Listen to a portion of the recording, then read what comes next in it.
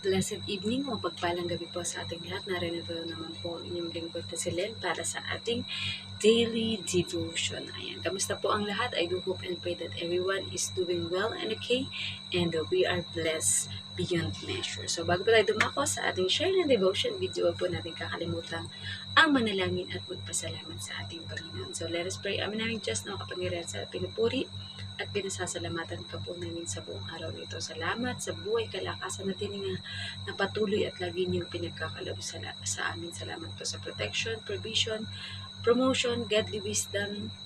Gayun din, Panginoon, sa lahat ng mga blessings na hindi namin ina-expect, Panginoon. Salamat sa mga problems, trials, testings, Panginoon, na aming nararanasan, na nakapaghuhubog lalong higit sa aming trust at faith in you, Lord God. At ngayon, dadako po kami muli sa pagbubulay-bulay ng inyong mga salita. Dalangin namin na kayo ang laging mataas at mapapurihan sa aming ginagawa, Panginoon, and make your servant, Panginoon, bilang instrument to share your gospel or good news and evangelio to everyone, Panginoon. And we pray that the people will be touched in their heart, in their soul, in their mind, Panginoon, in their spirit, to get to know you, Panginoon, and accept your Son, Jesus Christ, as their Lord and Savior, upang hindi mabaliwala ang tinapos na gawa ng Panginoong Yesus na pag-aalay ng kanyang buhay sa krus ng Kalbaryo o Golgota na aming pinasasalamatan ng lubos, Panginoon. Dahil kung hindi dahil sa Kanya, hindi kami malaya na maipahayag at maibalita ito sa lahat ng mga tao, sa mga mahal namin sa buhay at mga makikilala pa namin, Panginoon. Kaya hindi, Lord God, nagpapasalamat kami sa Banal na Espiritu o Holy Spirit na siyang lumulukob sa aming, Panginoon, na mula sa inyo, upang ang lahat ng aming gagawin, sasalitain at magiging pakikitungo sa aming kapwa, Panginoon, ay tanging nakabase lamang sa inyong will o sa inyong kalooban, Panginoon. At sino man ang mga maaabot nito, Panginoon, ay alam namin na kayo ang nakakaalam, Panginoon. Basta ang mahalaga, we do the Great Commission, Panginoon, to go and make disciple of all nations. Nawa ang iyong divine wisdom, Panginoon, ang siyang lumukob sa amin upang hindi ang aming karunungan ang makita, Panginoon, bagkus, Panginoon, let the glory alone be unto you, Lord God, because you deserve all the highest glory, praises, and thanksgiving, Panginoon. We honor you, we glorify you, and we love you, Lord. This we pray in the name of Jesus Christ. Amen. Ayan. So, nasa last part na po tayo ng ating devotion journal or devotion notebook, at ang susunod naman na ating gagawin at pag-aaralan na yung ating bagong devotion journal. So, let's go to Lucas 24:13, sa daan papunta sa Emmaus. Ayan. So, new chapter na po ito na ating itatakal up, or new topic na ating itatakal up. Nang araw ding iyon, may dalawang alagad na naglalakad papuntang Emmaus, isang nayong may 11 kilometro ang layo mula sa Jerusalem. Message, dito naman ay mangyayari na magpapakita ang Panginoon sa dalawa niyang alagad habang ito ay naglalakad sa daan papuntang Emmaus. Sinasabi, ang lugar iyon ay may 11 kilometrong layo mula sa Jerusalem. Application, siguradong malungkot ang mga alagad ng Panginoong Yesus dahil nga namatay na ito. Akala siguro ng mga alagad ay tapos na ang misyon nila dahil wala na ang kanilang guro. Subalit ang di nila alam ay mas lalo pang magiging kagamit-gamit sila para sa pamamahayag ng mabuting balita, pagpapagaling at pagtatayo ng mga unang simbahan o gawain ng Panginoon. Sila din ay magiging tagapagturo ng Ebanghelyo, magbabautismo at marami ang sasampalataya sa Panginoon sa pamamagitan nila. So, purihin ang pagkabasa na mabuting balita ng ating Panginoon, diba? So, yun nga, meron nabanggit na lugar which is ang daan papunta sa Emmaus. Ayan. So, we have never been into Israel.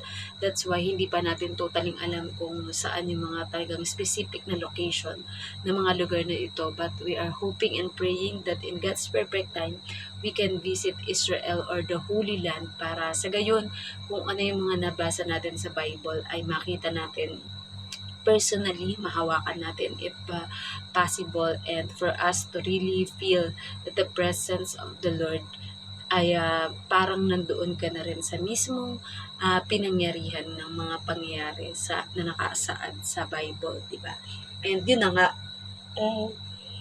may dalawang alagad daw ng Panginoon na naglalakad nga papunta doon sa Emmaus. At yun nga, alam natin na they are devastated, they are feeling down because the master or the teacher that they are serving, ang ating Panginoong Yesus ay pumanaw na nga at yun na nga is nailibing na, di ba?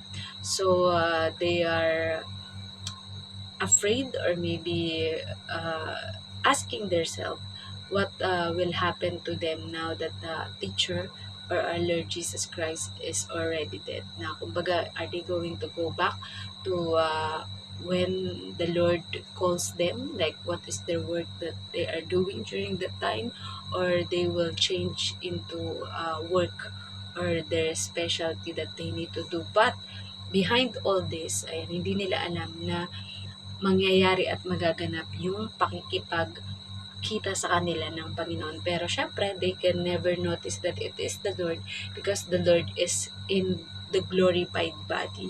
Kumbaga, hindi pa totally marireveal agad sa kanila na ang Panginoong Yesus yun, kundi there is a specific time that the Lord will totally reveal Himself physically sa kanyang mga alagad, diba?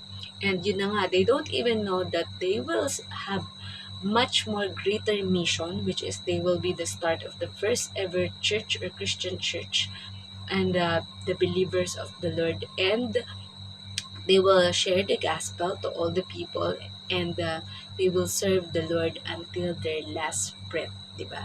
And they also will heal the sick and do miracles just like our Lord Jesus Christ do. And yun, sa buhay kasi natin, parang minsan iniisip natin na kagaya, halimbawa, we experience that our dad already passed away, diba? And our dad do a lot of heroic act into our place, into any people's life in our place, and to other places also.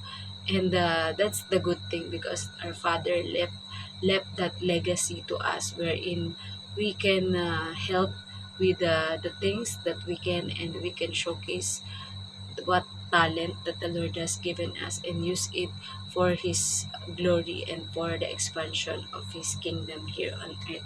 So just like our Lord Jesus Christ, He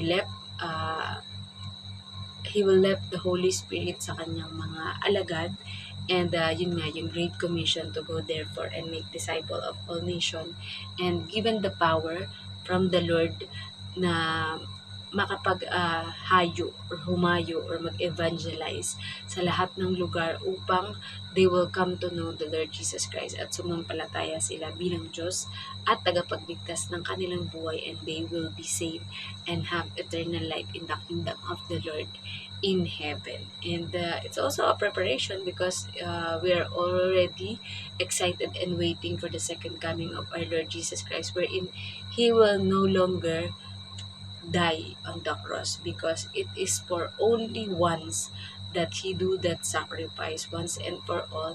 And when the Lord comes and return, He will get all the people who believe in Him and have a trust and faith in Him that is growing as times goes by, and also doing His great commission to go therefore and make disciple of all nations, and especially living a holy life that you are representing the Lord Jesus Christ, because as we grow in our faith and trust in the Lord, we also are doing our best to become more like Christ like this, and let the shine of the Lord to flow from us, and we will be a light and salt of this world to give light to the dim and the sinful life of our fellow men, because the Lord already empower us. So use the power, the Great Commission, and all the things that the Lord give you, whether it's talent, time, and treasure, to honor and to glorify Him and to share His gospel, especially to those who are lost, especially to those people who feel that they are not loved, that they are alone, feeling depressed, have anxiety, and losing hope. Because we can share the good news that there is still hope even in this world that it has many war, has many natural disaster, and we can experience loss of our loved ones, or most of our known people. But always remember that the Lord will never leave us nor forsake us. People will left us, especially when we die and we no longer exist into this world, but we will live eternally in the kingdom of the Lord forever. Truly, in the Lord there is a forever. If in people you cannot assured about forever, but in the Lord you are 100% sure that you are safe and that you will inherit a heavenly reward in the kingdom of the Lord. So, ayan po, na po may natutunan kayo sa ating share ng devotion video at medyo parang mas majorly for English ang ating pagsasalita. Pero nawa po may natutunan kayo. Basta ipagamit lang natin ang buhay natin para sa Panginoon and to serve our fellow men at ang ating kapwa. Kung hanggat maaari, kaya nating makapag-evangelize, kaya nating i-share ang good news sa ating kapwa at kahit kanino man from different nation man sila or different country, bata, matanda o may gulang at mga matatanda, we can share it to everyone and it depends to them if they like to believe and to accept our Lord Jesus Christ as their Lord and Savior. Basta you do your great commission to go therefore and make disciple of all nations. Maybe the road is long, maybe the road is rough, and it will cause you to have many wounds, but take courage because the Lord already win the battle and win the most feared things of the people, which is death. The Lord died and rose again after 3 days, so we can have a good news to tell to everyone about the salvation that the Lord is giving us freely if we would like to accept it.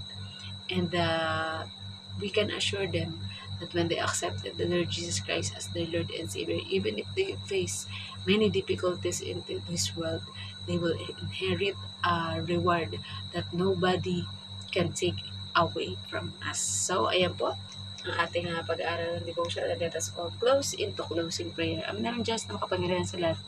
Muli nagpapasalamat po kami sa inyong mayaman at magandang mga salita na ipinagkaloob sa aming Panginoong.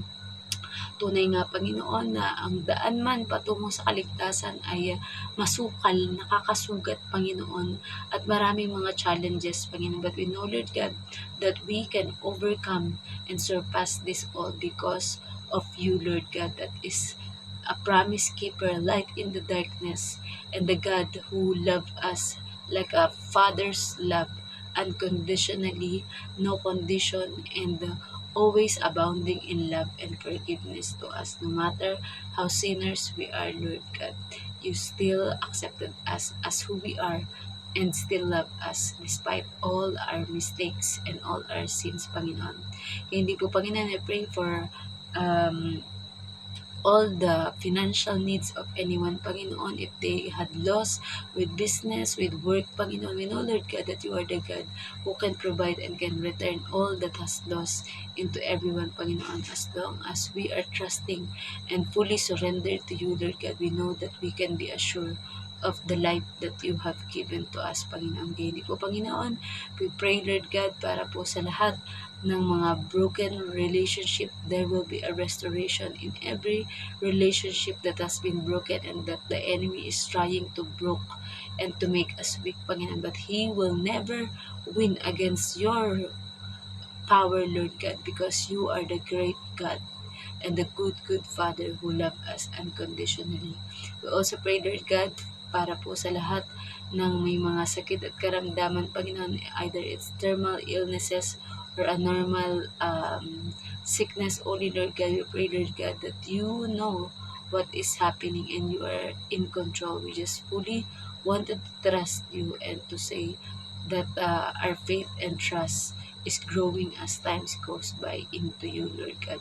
We also pray, Lord God, para po sa bansang Pilipinas, Panginoon, ang aming chosen, ang aming nation, Panginoon. We know, Lord God, that you have a great plan for our country, Panginoon, and there will come a time that there will be no more war, there will be no more fighting, Lord God, only love for each one, Panginoon, because love one another as we love ourselves, Lord God. And because you don't want any one of us to be alone, you always want us to be with any churchmate, any people that we can talk to, so we can release all the stress, all the problem, all the fear that we are facing right now, Lord God.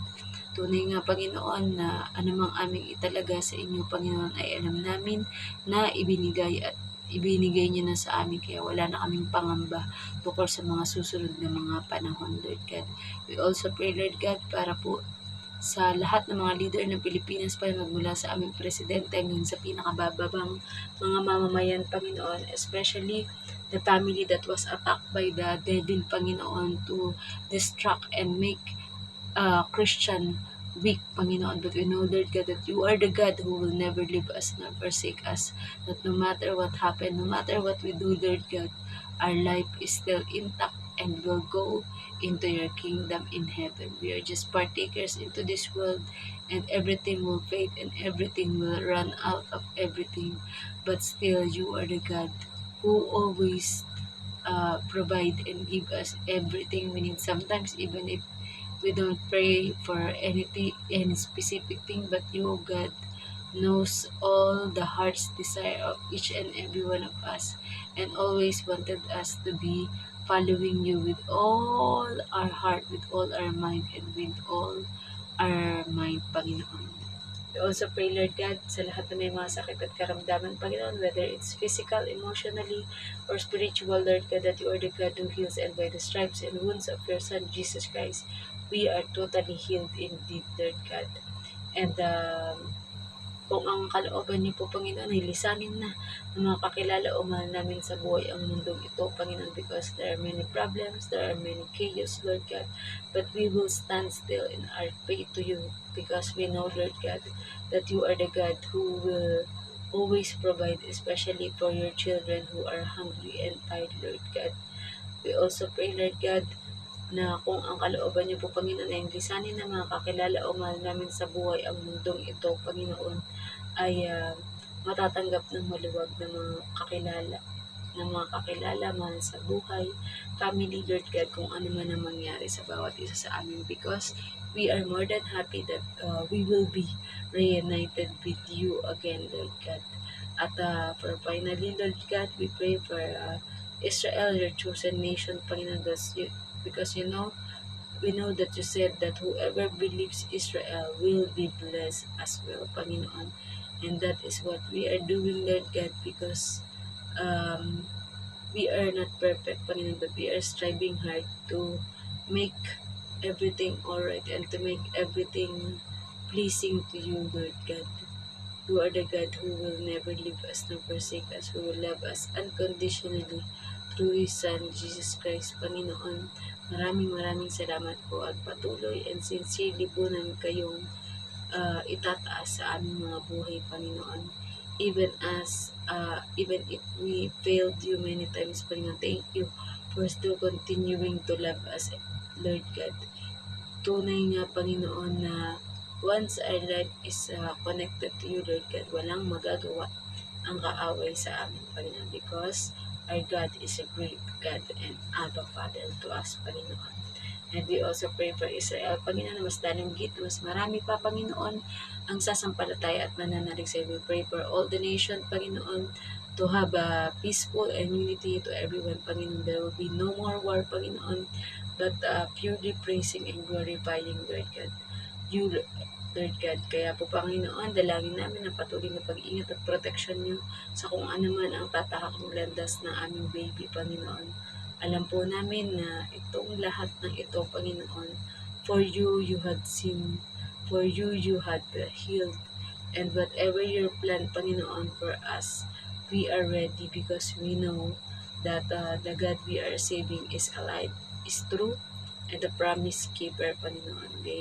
Lord God, We pray para sa bansa ito na Israel. Thank you for being the provider for us and for our family, Panginoon. Continue to minister in every family of us, Panginoon, whether it's physically, emotionally, or spiritually, Panginoon. Alam namin na kayang-kaya niyong i-restore ang lahat ng mga bagay na ito, Panginoon, because you are the Lord that is omnipotent and omnipresent, Lord God.